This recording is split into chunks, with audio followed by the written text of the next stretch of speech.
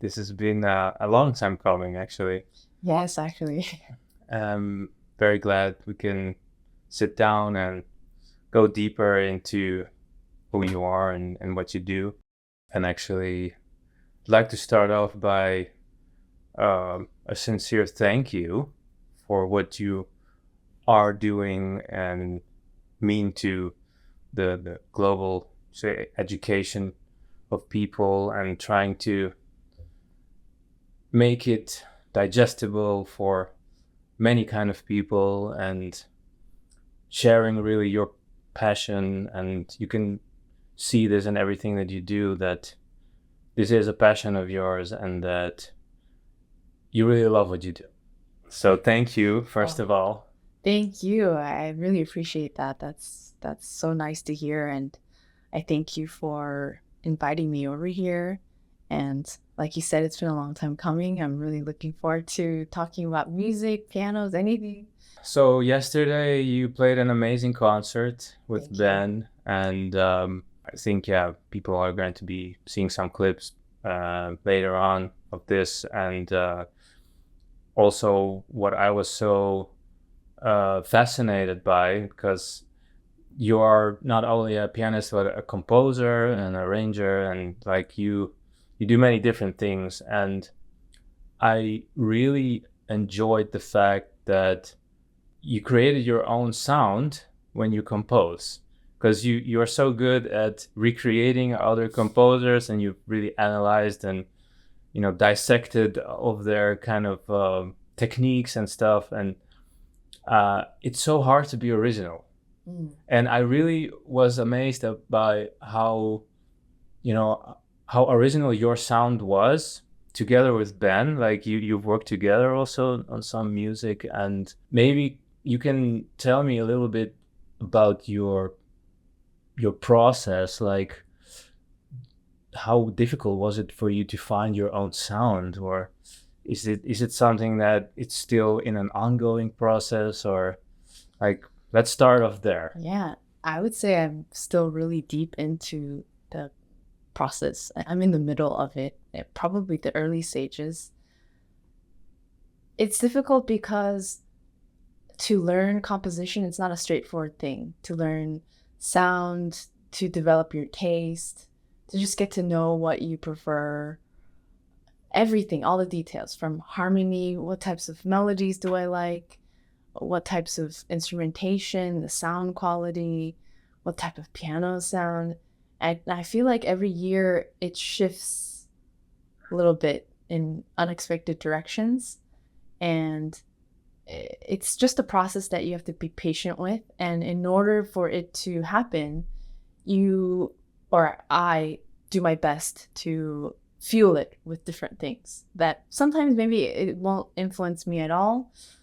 Maybe it's just in the moment. 1 month I'm really interested in, distortion or something like that. And then it may not stick, but I just do my best to keep my eyes and ears open for all types of things that can maybe enhance my understanding of what I like and build that sound. So I probably will continue this process for a few more decades. I don't know. Yeah, I think it's also everybody's obviously influenced by everything they see and hear in their lifetimes. So it's probably hard for you to maybe pinpoint who were your biggest inspirations, because it's a combination of everything, right? But yesterday you mentioned several times like Bach was a big inspiration of yours. Is there are there several or some composers that you could say that were the biggest influence on you as a composer? Definitely J.S. Bach is really up there. It's not something I could really articulate in specific terms. Of course I can break down. I love the way he structures things, his harmonies, his beautiful counterpoint and everything. But throughout my life, when I listen to Bach's music, it has always remained kind of timeless and there's something about it that is very restrained yet very human. I just feel comfortable listening to his music, playing his music, and I think that's why I draw a lot of direct inspiration from his music. Like last night, there were 3 pieces that were directly related to one of his pieces.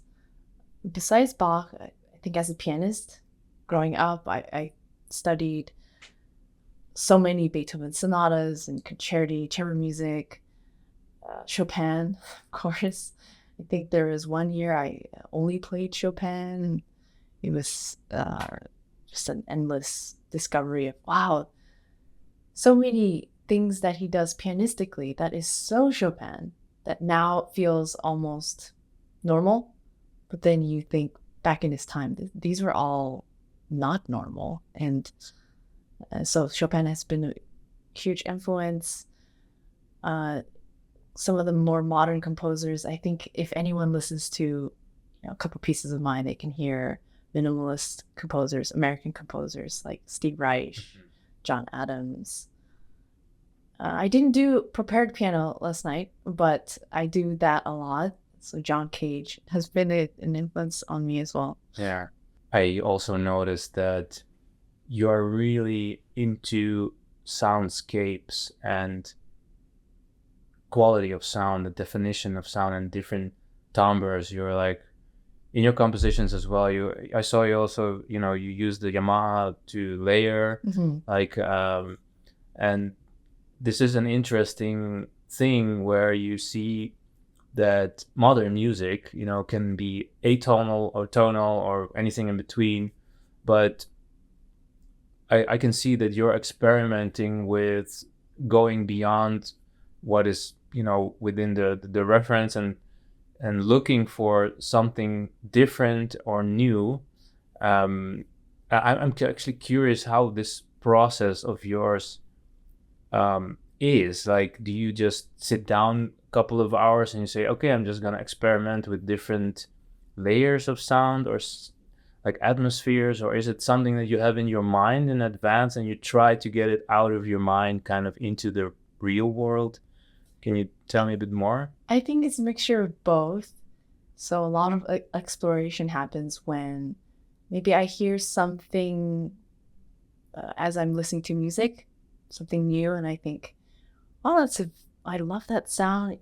Sometimes I can't name who I'm listening to because I'll maybe listen on YouTube or Spotify, and then there are different playlists and all types of genres, production. Maybe I'll hear a beat that has just an interesting texture, and I'll go back and I just think, wow, that's great. Mm-hmm. And it's not like I try to store that and then search for instruments. It just is in me somewhere in my head. And I think subconsciously I remember I like that kind of texture. So the next time I'm in an environment where maybe it's just a piano, and then I'm trying to figure out, maybe I could prepare this, or I have software instruments or synthesizers or something else. And then I think all of those influences guide me to look for something that gives me that feeling like, oh, wow, what is that? So I've been experimenting with double keys, synthesizer, piano, prepared piano. And what's frustrating is I'm not the most technologically savvy. I think maybe yet compared to maybe your stereotypical classical pianist, yes, I explore it way more. Yes. But I also have seen the other end. I have many friends that it's like part of their skin how to use all of this equipment. But for me, it takes me a while to just get comfortable. But I love it. It's so fun. There's something about finding a new setup. You're like, oh, this can work. Yesterday I had the sampler. It's a groove box, circuit rhythm. I've never used that until several weeks ago. And that was because I wanted to use those vocal samples, and I'm high on trying to make things practical as well. So I would love to show up on stage with like 10 synthesizers and all of this and different microphones, but it's beyond my ability and my comfort zone. So I always look for a solution. What's the easiest, most simple way that I can bring this sound onto the stage or in a video or somewhere with what I have too. It's a mixture of, sometimes I watch YouTube videos of people using all of these cool gadgets. I think, I need that. I would do so much with that. And I just want to explore that. But then I also have a lot of equipment at home. And what I realized recently is that it's really interesting to hold back if I want to get something, even a camera, equipment, and say, okay, instead of getting it now, let me understand this thing that I have sitting on my shelf a little more. And then the process of learning about it, watching maybe a tutorial that leads to a sound. I'm like, oh, wow, I like that. Look, maybe we could do that. And then I save it. This is just your way, your process as an artist or a musician in general. I guess we are always looking for something. But are we going to find what we're looking for is the question. I'm also curious, like, did you study piano, not composition, or you studied composition as well? I studied piano and performance. So when did you start composing? Because for me, actually, it also came later when I really started to go into electronic music more. And then it became like very useful, all my knowledge that I had as a pianist. And then, I always was really bad. And when I was studying at harmony and like theory, that was like my weak point. But now I'm like happy that I had that, and I'm being able to use it. So was it a conscious thing where at a certain point, as you were exploring electronic music, you said, I must learn more about this, or just happened naturally? I think it happened naturally because I wanted to do more. I wanted to, understand more. And then you have, like you are very inspiring. And I also am very inspired by Jacob Collier of the Likes and the way that he is, breaking boundaries of harmony. And that's actually beyond my capabilities and capacity to really understand in depth, because he's using microtonality and it's like he's doing modulation into half sharp, and like that goes way beyond. I think his IQ is like 200 or something. Like he's a genius, obviously. Of course, it's beyond my comprehension. I actually remember when I first listened to his music. I don't know how many years ago it was. Me too. I think it was around 8 years ago. And Have you met him? Of course, yeah. Oh, I went to his concert in Amsterdam several years back. And I mean, I've been following him for several years, as all musicians are like, wow, this person is just such an inspiration. But so composition for you, did that come naturally as well, or how did that come about? Why did you start doing that? I think since I was younger, and I have some memories where I'd be at a piano just touching the keys and exploring different sounds. My parents also remember me doing this, and it was maybe the most primitive forms of improvisation. Like I would improvise with the black keys only, and I just thought, wow, that's nice sound. And I never really looked into that or tried to develop that further. I didn't have teachers that encouraged this or supported this or even allowed me to just think about it. It was very focused on straight classical repertoire. And just on my own, by the time I was in high school, I would make up little pieces just as a joke. I think one of my fondest memories is kind of funny of high school. I went to a boarding arts school, so you live there, and there are piano rooms, practice rooms, and my friend and I, we would kind of have fun with the younger classmates, and we would joke that, hey, we wrote there's this piece out there. It's called, the one that we did a lot was, it's called The Birds. It's by this American new composer, and he would narrate something. He'd say, so this one is about peacocks, and then I would improvise something like peacocks, and just make fun, poke fun at modern music at that age. And we would get a kick out of seeing our classmates say, oh, that's interesting, yeah, maybe I should learn that.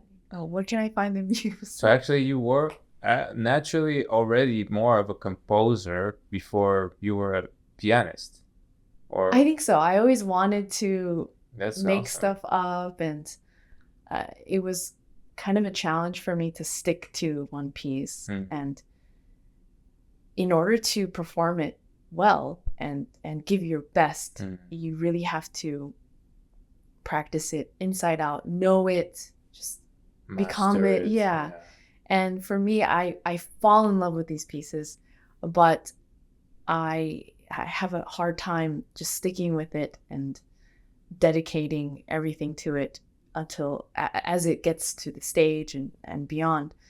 And what I would want to do is I would study Scriabin, and then that would lead into me maybe in the early days not writing a piece, not improvising, but just being stuck in two measures. Just, wow, what is he doing? That's so interesting. Being amazed by this piece of art and trying to understand it, like how did this person do this, and what is the magic behind it? Like I remember this also actually more so in electronic music. Like why I started to make it was because I was so impressed by the album of this, I will send it to you later. It's a producer called Asterix, and he like when I heard this album, and it actually became one of the probably the best known album for the next 10 years. Like everybody was inspired by it, and like it was really something else. So I was like, how in the hell is this person doing this with sound? It was like magic, and the magic actually happens when you start to realize that you can't touch sound, you can't see it, it all happens in your brain. Like the way that he uses synthesizers and structure and like all of these elements together to create this kind of interdimensional space, and like you are literally teleported into another dimension when you are listening to this. And I was like, I want to know how this is done. So this was like in 2016, and then I really made it like my mission to understand. Now I'm at the point that I understand, and I dissected every like forwards and backwards. What is it called again? It's called Heart Heart is actually, like, you see, like you write like heart, but heart to art actually is how he would pronounce it himself. I'll send it to you later. Actually, I would love to listen to this together with you and see how your reaction is, because it's very complex music. And it's going to be, I love it because I also love classical music, and I love the complexity of it. There's a lot of electronic music that is very banal and boring, and like mainstream is cheesy. This is actually the opposite of that. I'm so curious. Yes. So we'll get more into that later. Actually, I wanted to touch upon. I was obviously shocked and very touched by what happened yesterday. Like you had a night where you didn't sleep, and you had to get up early, and I saw like, oh yeah, you had a really long day, but nobody knew what happened. Mm-hmm.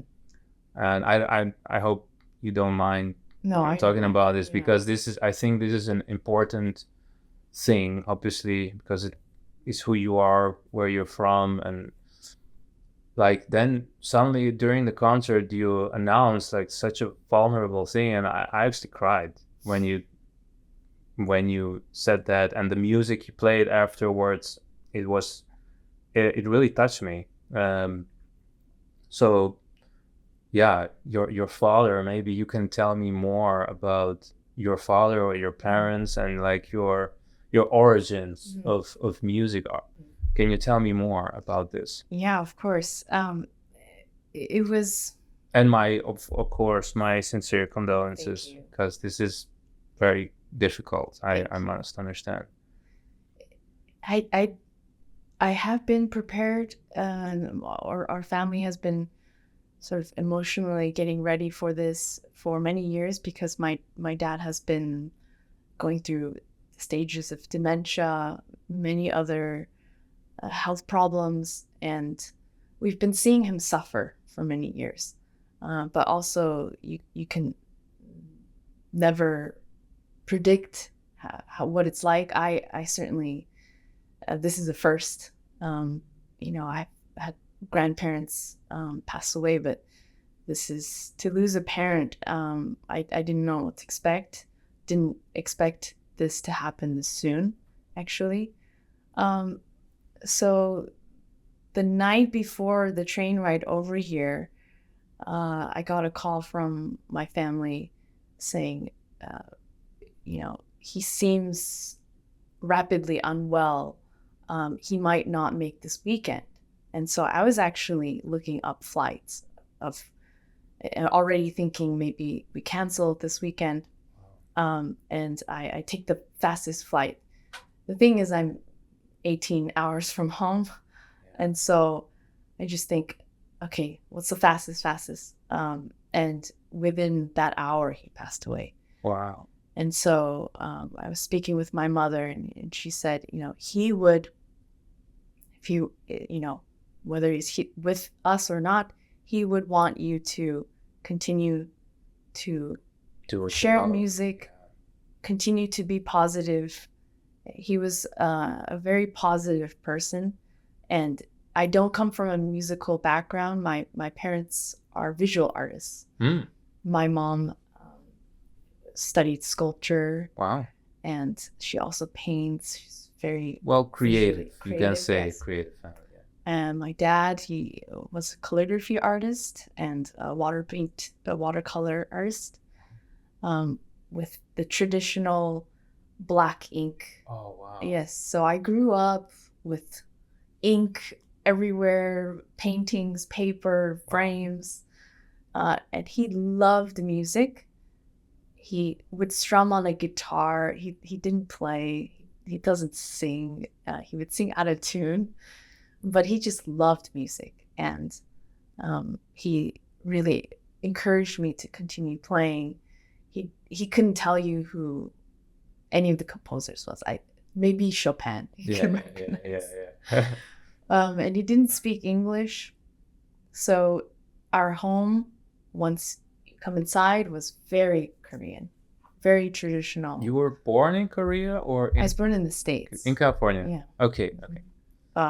And I think his art influences my music in a way. The fact that a lot of his paintings just use black ink, something about that, in an abstract way, translates to how I find color in music.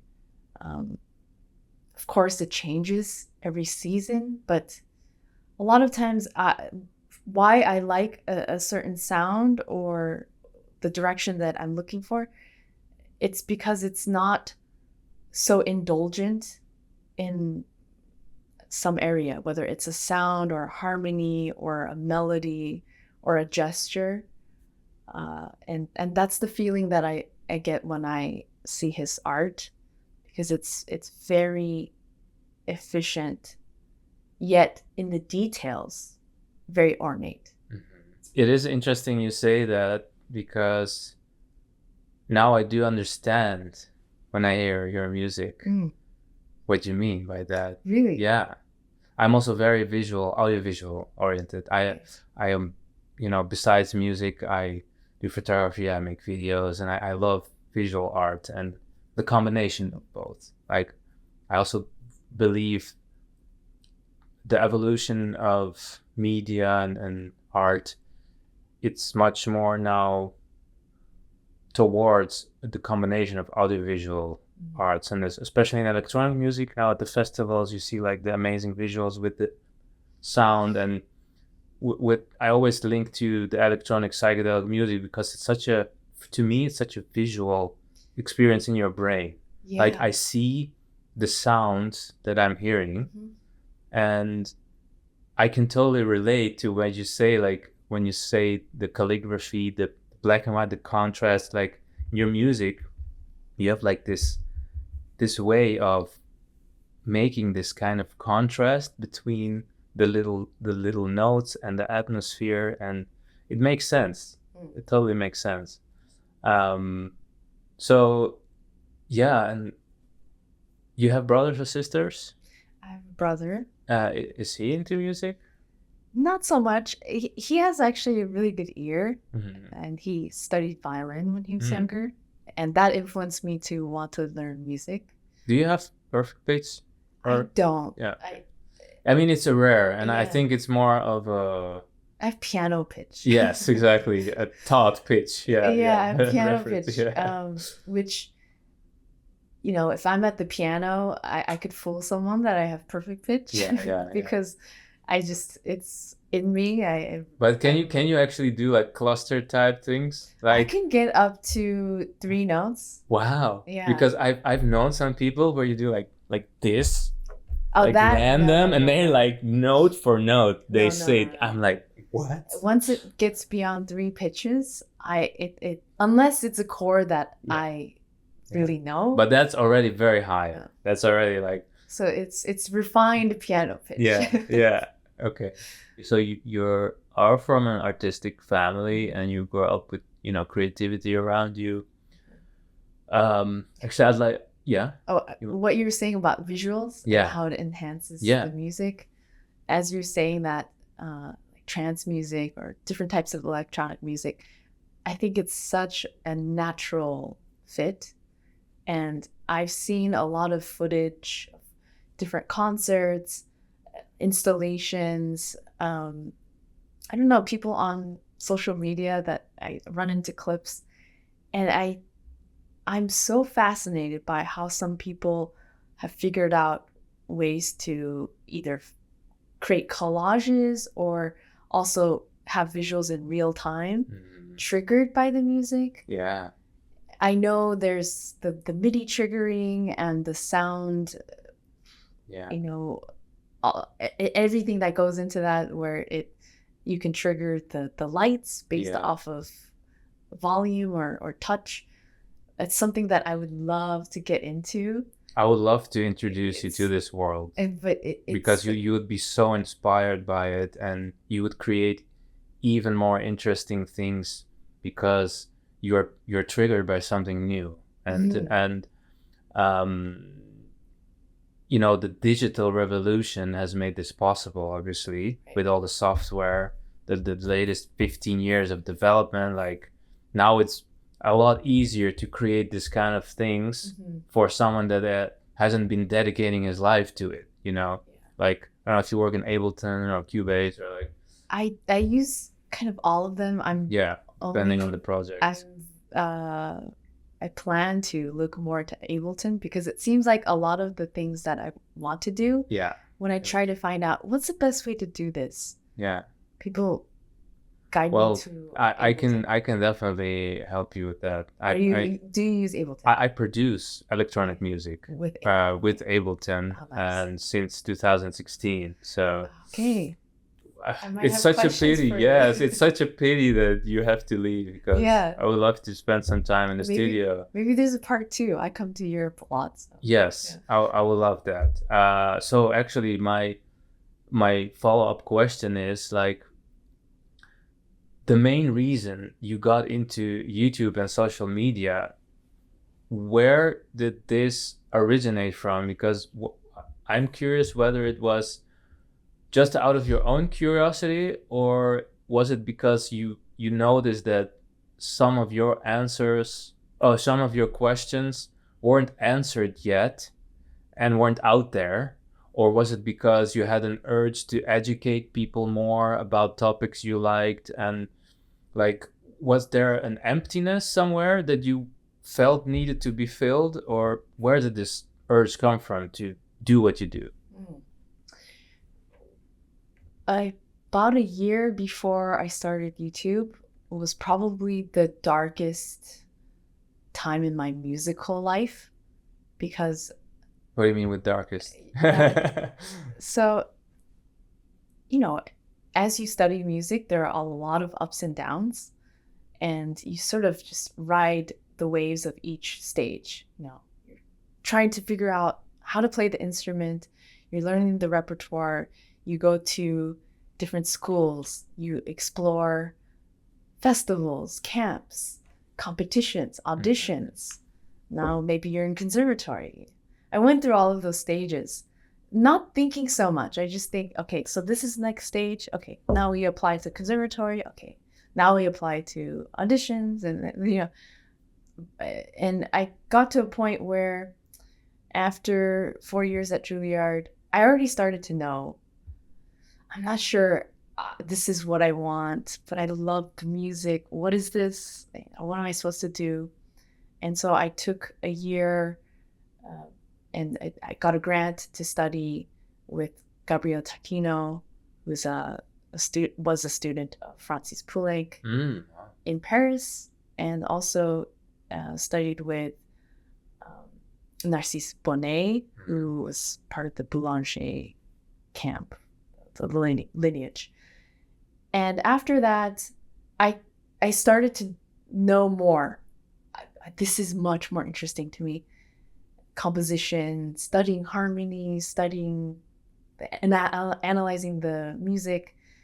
And while being aware of this, I was shifted back into the piano performance realm, because a teacher that I was working with closely for many summers invited me to Canada. And so I enrolled in an artist diploma program, and it was very intense, doing competitions, and I was just broke at the time, you know, as a musician, you know, going through living in different cities, paying rent. It's very difficult, and having odd jobs. And I was just burned out spiritually. I could probably handle it, you know, I'm pretty tough, I think. But I felt very unhappy because I didn't feel like I was being creative. I didn't really understand what was driving me. The main source of motivation was my teacher telling me, you gotta nail this audition, and me looking around thinking, everyone else is doing this. I have to do this. And me thinking, wow, I am so distracted. I am so not motivated. I'm inconsistent. And all of these things, because people did tell me that. Because when you're pursuing, you know, preparing for a major competition, if you suddenly take 3 days to write variations on something that's not part of the task at hand, people will say, what are you doing? So after that, I had a falling out with my teacher, was basically kicked out of the studio. Because you didn't do what you expected it to be. Actually, I never had closure on this. But after that, I asked for a year off to just regroup and return. And I was told, you know, that's okay. I was on scholarship as well. That's okay. Take the year off, come back. But as I was moving back to Canada, because I spent time in New York during that year, everything packed, moving van, ready to go. I think in 2 days or something. My teacher said, "Hey, you know, Start working on it. don't come back," Wow. basically. So, Well, you took it as a sign, well, or what? at the time, no. At the time, I just thought, wow, this is how one fails. You know? That's where you felt was your low point. Yeah, that was a low point. I actually that whole period leading up to. How old were you then? I was 23 or so, 23, 24. Okay. About 10 years ago now. Yeah. And maybe 24. I don't know. I'm not the best with the timeline. And afterwards, of course, I was deeply disappointed, sad, frustrated, angry, all of this. I felt just in a bad place. What ended up happening is I returned to that school anyway to finish my year, but I studied with a different teacher, David Louis, who I just adore. He really was a huge inspiration to me because at that time he understood the circumstance, and he also took interest in what I do. He saw what I do as not a negative, not a minus. You know, he told me, do what you do. I don't let me mold you into something, you know, have lessons. What a great teacher. And he also was open to, if you want to play your music, play your music. If you want to have, he understood that motivation is key, because completely. This is the driver, you know, of things that I always ask people when they're kind of, even when they already are doing something or working on a job, like, imagine money was not an object for you. You wake up and you don't have to do anything. What do you do? What would you like to do? And this is a question that not many people ask themselves, truly. Of course. But I think that he understood that, you know, you don't need to be like a whipping teacher, you know, kicking someone's ass, do this, and then someone's gonna do it. No, you need to find what motivates you, and then you don't need to ever again kick someone's ass. Like, you want to do it because you want to do it. Nobody's forcing you. It's just, this is the purest motivation and energy source there is. Exactly. And he gave me the space to do that, the freedom and the encouragement to do that. And it was towards the end of that year where I started to pick up the camera and filmed little videos. They're still online. They're just, if you go to my channel and you go to the playlist, you can find even the first video. And they don't make any sense. Like, you know, what were they about? Like, there's just snippets. Yeah, I got really into stop motion photography. Okay. So I would take, you know, a cup or something like that, and then I would move it in different directions. Yeah. In sync with a phrase of music. Ah. Yeah, maybe something by Prokofiev. Oh, wow. And, you know, move it around. And it was just a fun, quirky thing that was so exciting and interesting to make. So it would be, you know, 30 seconds of that, 20 seconds showing me playing something or practicing, and, you know, a shot of my dog. And that was when I got Bobby. I adopted so Bobby, cute. my dog, one of my 2 dogs. And I was so excited to, film him all the time. And he was actually really influential in me always having the camera. And I think one of my earliest videos, I shot a short film about Bobby's day.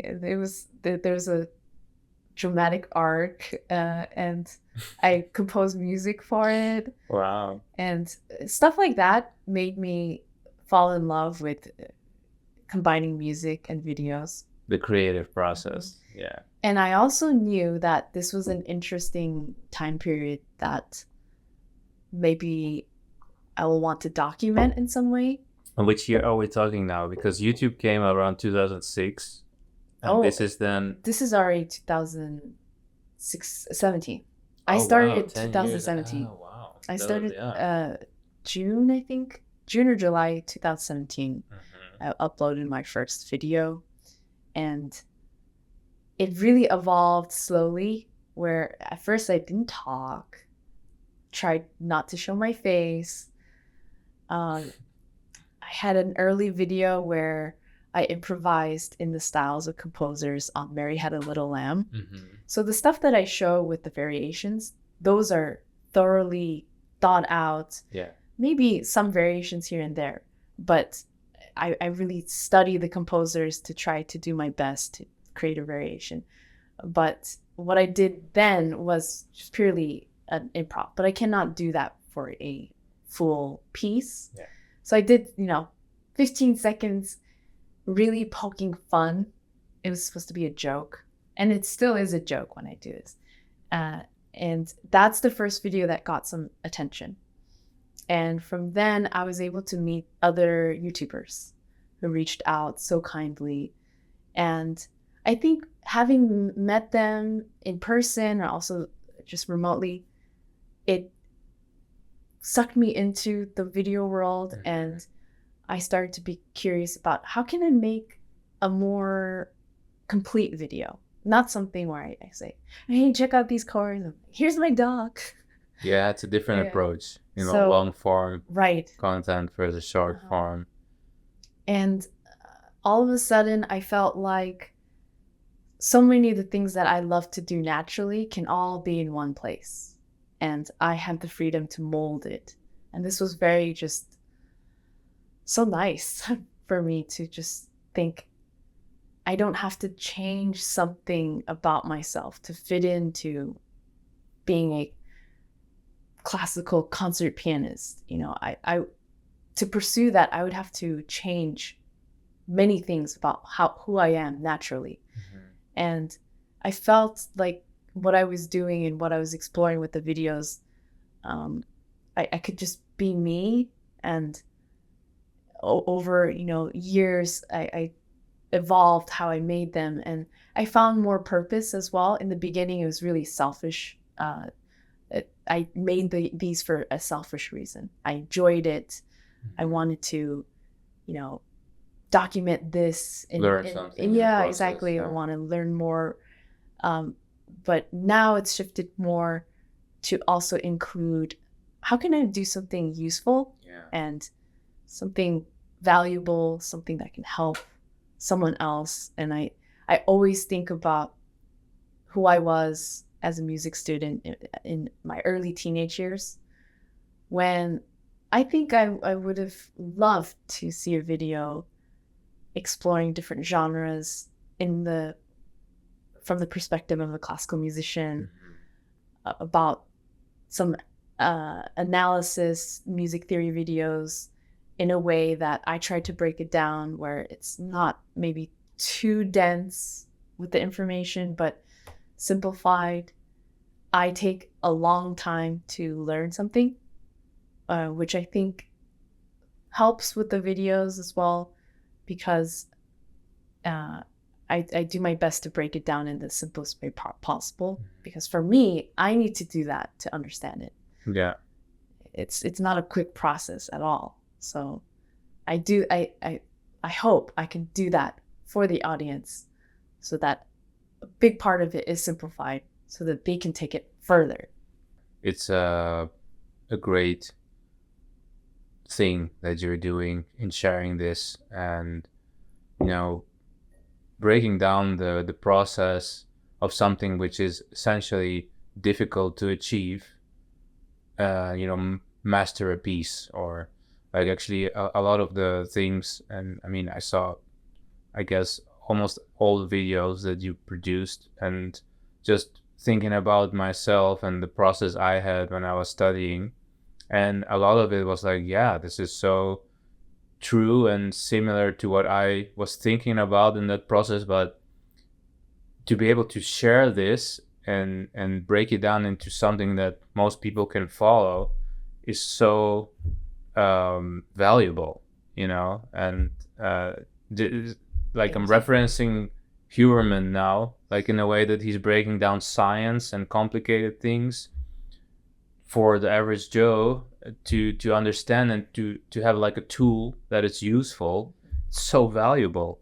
And I Yes. think it's an incredible thing that you're doing, and I'm positive you're helping thousands of people, you know, with Thank this. you.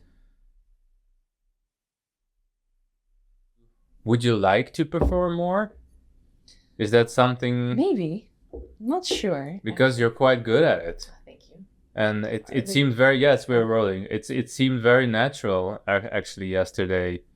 And this is a nice segue into another question I had about stage fright. Like, you know, this is a very common thing for many artists, and I'm just curious if you are bothered by it and how you dealt with it in your life. And, you know, can you tell me more about this? Stage fright is a huge thing.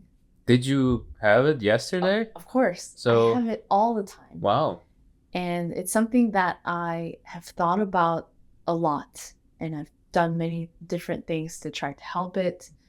Because of all the things that I've struggled with in music, I would say stage fright is way up there. Wow. And it's also something that is a mystery to me still. But I'm becoming friends with stage fright because I understand that everyone is different when it comes to getting nervous or how they feel on stage. I have friends that they could go onto a stage in front of thousands of people like they're just going to dinner. There's not that much change. For me, even when I'm performing for, I don't know, by myself with the camera, I get nervous. It's Do you understand why that is? Is that like because you have a certain expectation of yeah, yourself? well, I think it's several things. So there's stage fright and then there's performance anxiety. There's a little bit of a distinction there. Tell me more. I think the pressure that you put on yourself when you're about to do something and you have an expectation of the outcome, whether it's you want to have the piece go exactly how you want, or if you're thinking technically, you want to be very accurate.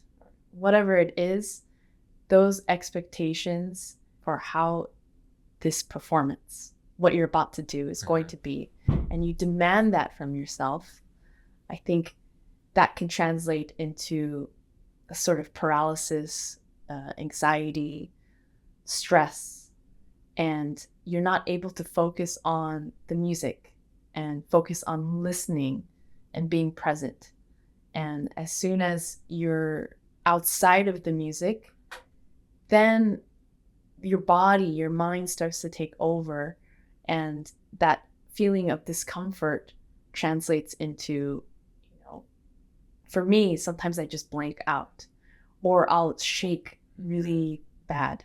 It's so recognizable. I've been dealing with this as well, and I know it's due to the adrenaline, right? And your body not being able to cope with this amount of adrenaline that's being created. And have you thought about like doing cold plunges and stuff like that? Have you experimented with this? I've experimented with cold showers, and it did help me. I'm just a little baby when it comes to cold. So. I hear you. Yeah. So I think they had a brief period of maybe 3 months. It was kind of long, where at least 5 days a week, I would start my day with a cold shower. And did you feel that this impacted it in a positive way? Like, did you have actually some concerts in that period? And did you notice a difference? I actually don't think I had concerts during that period because it was during the pandemic. But I did notice myself feeling a little more confident when I would record. And because I really do feel a similar amount of stress and anxiety when I record as I do on stage. So it's really the performance anxiety part. And I realize it's very psychological. I psych myself out. I just think, oh my gosh, it has to be perfect. And that's so destructive. So, yes. And as soon as I started to just let go of this perfectionist mentality, and it's not trying to lower a standard, but just reminding myself, what is the point of doing this? Why am I recording? Why am I performing? It's to bring this music to life. It's to share it with other people. And it's a very human experience. It's for the love of the music. And if I focus on that and try to focus on what's exactly happening, what am I listening to? What am I trying to create? Then even if something goes a little wrong and not what I planned, I don't freak out as much, and I also am able to stay calm. But when I come into a situation like a recording or performance, and the first thing I'm thinking about is, man, I hope I don't mess up, or I hope this doesn't go. You're priming yourself for trouble. I'll be nervous. Even I'm working this out all the time, and I'm trying to understand it more. And I also have come to terms with it that it's part of my personality as well. I don't think I'll ever do something or perform and feel completely at ease. I think I'll always feel a little like, Do you feel like this is actually necessary for you to perform better, maybe on a subconscious level? I think it's necessary sometimes to perform when there's more improvisation. I think it's easier, or not easier. It fuels improvisation more for me when I'm in the presence of pressure and an audience. Wow. Yeah. Like I personally feel like I'm a worse improviser when I'm under pressure, because I'm not in the comfort zone. Like I feel like I improvise best at certain points in the day, or if I'm in a certain mood, or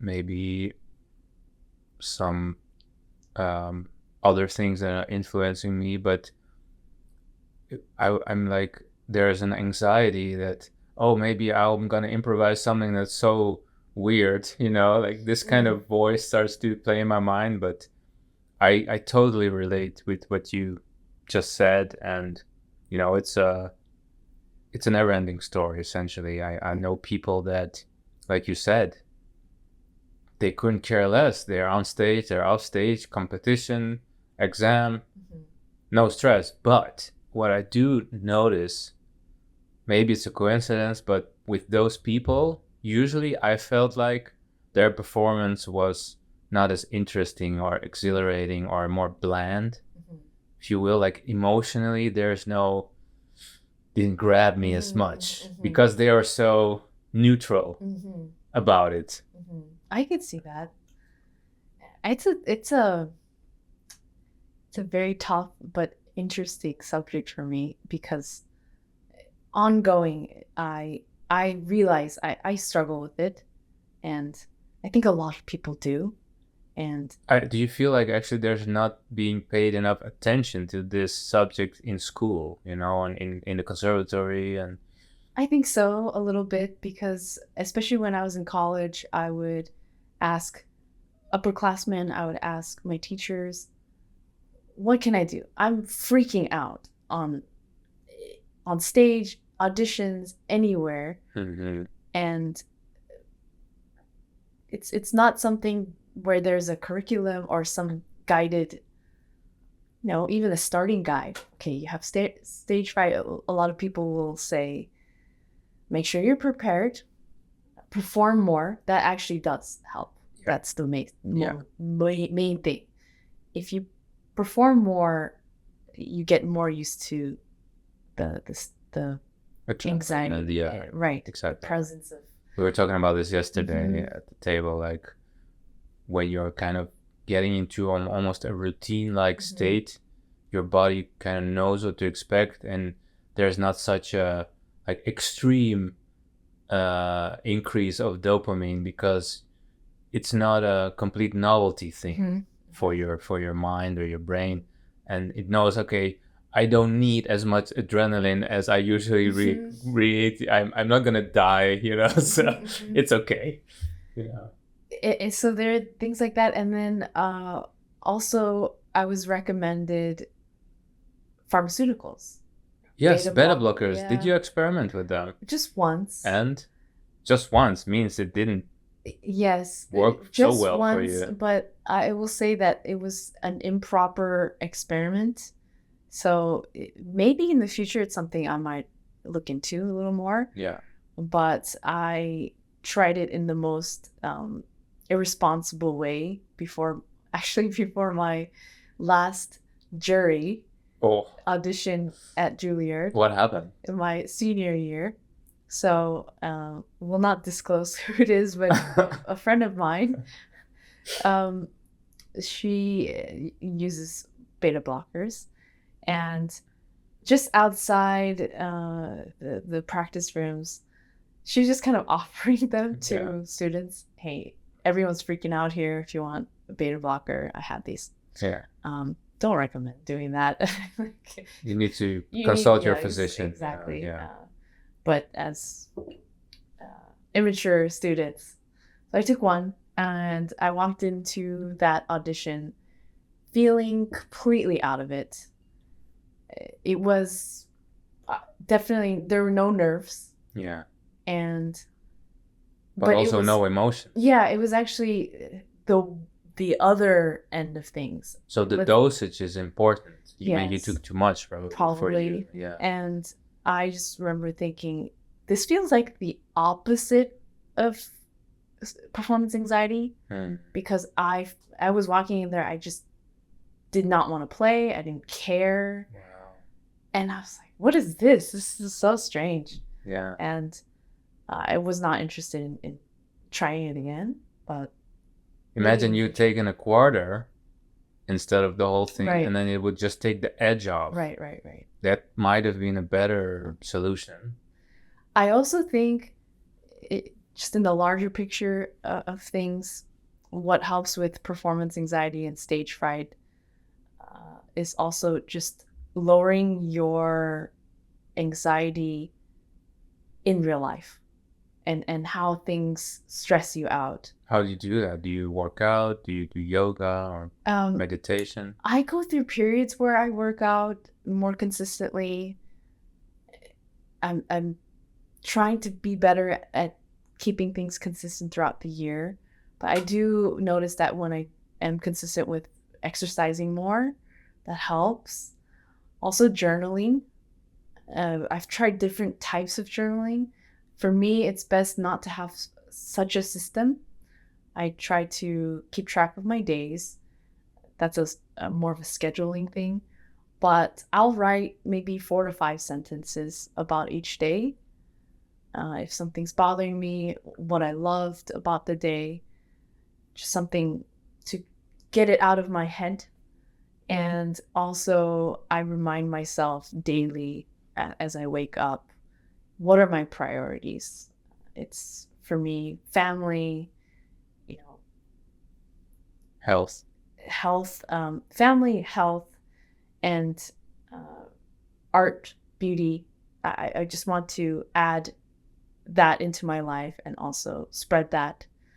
And it's quite simple, and I just think so many of the things that cause me anxiety are these little details that actually I won't care about in 3 days. Yeah. And also no one else cares about. And the more you remind yourself of that, you just realize it's not too complicated. Mm-hmm. And if something is worrying you, whether it's, my gosh, I'm going to play in front of X number of people tomorrow, you just think in the context of that, why am I stressed? That's a beautiful occasion to share music. And also to exercise if it goes the worst possible way. What's the worst thing that can happen? And I know it's not the best thing to focus on the negatives. And a lot of people talk about be careful about what you visualize, all of this. But I'm comfortable visualizing the worst scenario. What if I actually thought about that during the train ride here because I had no sleep. Mourning the loss of my father, exhausted from travel. I just thought this can go really wrong. And it did. Yeah, this can go really wrong. In the end, the concert went great. Thank you. I fortunately. Yeah. But I thought allowed myself to exercise the idea of what would happen if I just completely drop off a cliff, and this is a really unpleasant experience for everyone. The music is not good, and it's a waste of people's time. And my answer to that is, I think people have sympathy, and also we are not robots. And I also don't want to put pressure on myself. People see me a certain way on videos, and I try to capture the most positive and useful part of me in that 10-minute video. But that's not always possible. And I think it's okay if there are failures and unpleasant moments. Yeah, actually, a topic that is probably linked also to performance anxiety is physical. This is the mental part, right? But there's a physical part that can be an issue for many people. I sadly struggle to this day with physical issues. Related to stage fright? No, to playing piano. Okay. Like I have neck and back issues, long story.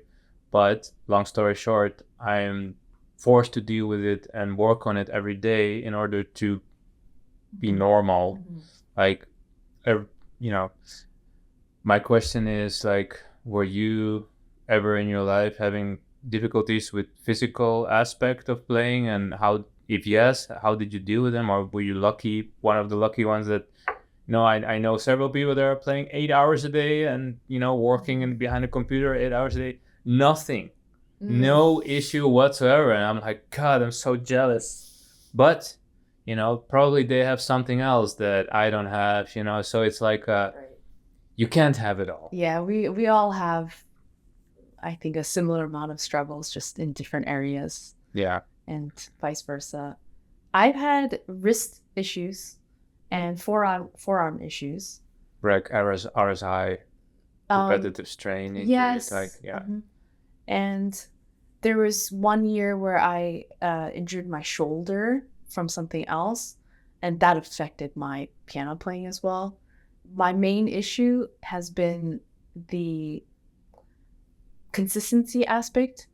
What I mean by that is, in order to be able to practice 6 hours, 8 hours, also maybe sometimes my recording sessions get a little intense because you have to play it over and over and over again. In order to handle that, you have to be conditioned.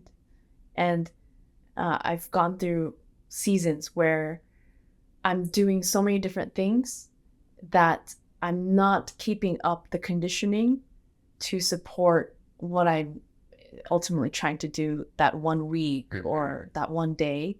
And so what ends up happening is that my physicality is not prepared and causes an injury because all of a sudden, after 2 months of maybe practicing, sometimes, 3 hours a week, all of a sudden I'm switching gears. And so is there anything that you do nowadays to prevent injury, or like going to work out, or are there specific exercises you do on a daily basis for this? I try to stretch every morning, and I do my best to work out knots and massage myself with, foam rollers, massage guns.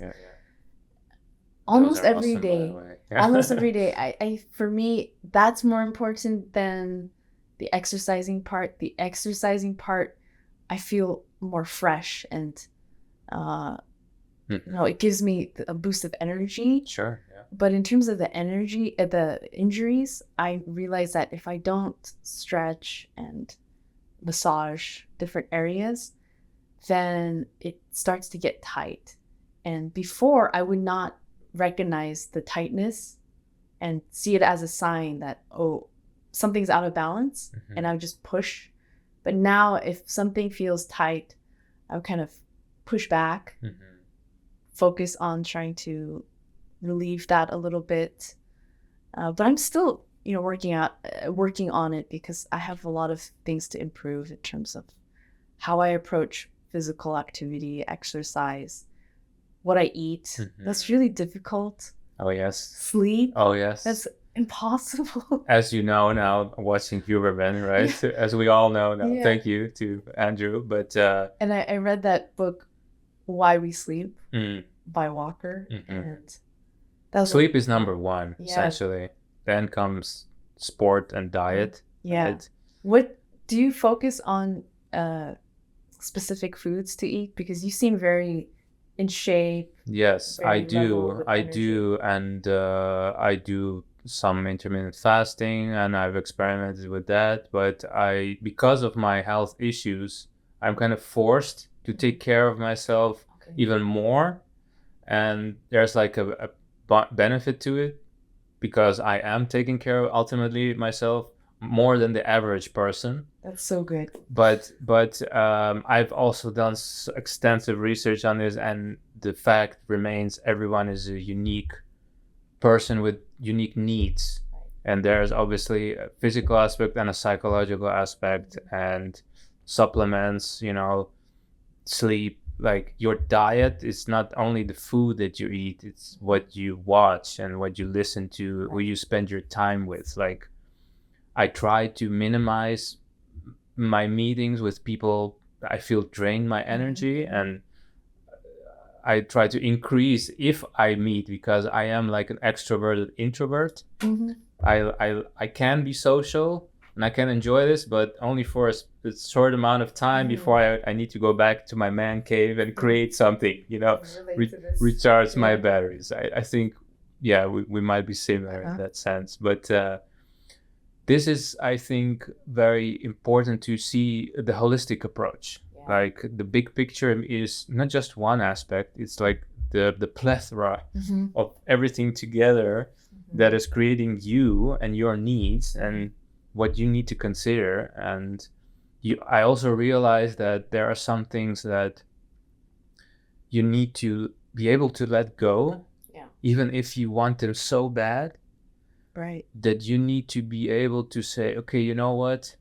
Maybe I need to not force some things in my life if there is something that is telling me that this is not for me. And it's kind of a wishy-washy thing, but actually, how is your spirituality? Like, are you religious? Music is your religion, obviously, but are you spiritual? I would feel yes. Yes, I would say so. I would say so. I grew up culturally Buddhist. Yeah, got it. So beautiful. I had a lot of influence going back to my dad. He would meditate all the time. Prayers in the Buddhist perspective, I guess. Always a mixture of some chanting and meditation, and his art was also a form of meditation. Yes, for sure. And the philosophies within Buddhism and his own personal take on it. So that has seeped into me culturally. For me, spirituality is really rooted in a very quiet place that I'm still tapping into. In the last years, I think I've been striving a little more to look into this and explore that. whether it's my own meditation and my own understanding of how spirituality is present in my life, not just, it's not centered somewhere, it's inside of you in this quiet space, but it's permeating into everything that you are doing, everything that you're feeling, and how you see the world. It changes the perspective on things, and also how I think of the cliche, what is the meaning of existing? So these are questions that I think about all the time, and music is certainly something that helps me be in touch with this a little more, and helps me, ask these questions through sound, and also experience it. Listening to music for me is a very spiritual experience. Creating. I think it's also like a meditative, probably for you as well, like a meditative thing. Just playing music or working on something, like you forget about time. Right. Yeah, you're just in the moment. Right. You're like, it's easy for you. I mean, I don't know why, but I feel like that for you it's something similar. But yes, I think once someone finds this thing, this ikigai concept, so many issues, they just fall off, and the question marks are kind of answered, and you just have a purpose and sense of direction in your life. Actually, I had one last question. If there's anything that you want to tell maybe your earlier self, would you like or younger people, like some advice that you could give to your younger self at this point in your life, what would that be? I think there would be a lot, but something that just comes to mind is to remember that you're part of a community, and that you're part of this earth with so many souls, so many people. And when you have that context, I think a lot of things that seem like concerning details, things that you're unsure about, even mortality, takes a different shape. Like, you're part of the human species. We're all trying to figure out life together. With art, we're all trying to express something human. We're seeking beauty, we're seeking meaning. And I think as a younger person, it took me a long time to realize this, and I was really focused on myself and how am I going to do this, or where's this going to go? How do I get from this point to that point? How can I be like that? And it was all just me. And as I grew older and experienced many things, I just always come back to, I'm a part of something that I don't understand. That's great. It's beautiful. There are other people. And I think that has shifted a lot of things for me. I wish I could tell that to my, 15-year-old self. Yeah, very well said. I think it's a thing of age, I guess, experience, when you start to realize things that are less important as you grow older, and other things are becoming more important, like family and health, and this realization of mortality as well. And these are all questions that I also ponder on a daily basis. And I would have loved to continue more, but maybe there's a part 2. Yeah, maybe there's a part 2. Yeah, it's fascinating to talk about all of these things. Yeah, so I just to finish things up, really thank you for everything that you do. Please never stop. Thank you. Yeah, I wish you all the best with whatever your endeavors are going to be. Thank you. You too. And is there, maybe a last thing you want to say to your followers or audience, or? I think maybe just to add another part to your question, because I took it in a more personal direction. To any musicians, artists, individuals out there, I'd love to send the message to not be afraid to experiment openly. That leads to a bunch of failures, frustration, this and that, but it's something that's such a beautiful process that leads to things that you don't even know that you're interested in or that you knew existed. And I think we're always held back by hesitation. Oh, maybe that's just too much, or Doubt. maybe I don't know how to do that. Just experiment, see what happens. Yeah. Couldn't agree more. Yeah. Great. Thank you so much. You. Yeah. It was a great conversation. Amazing. Yes, I really enjoyed it, and maybe see you another time. Yeah, for sure.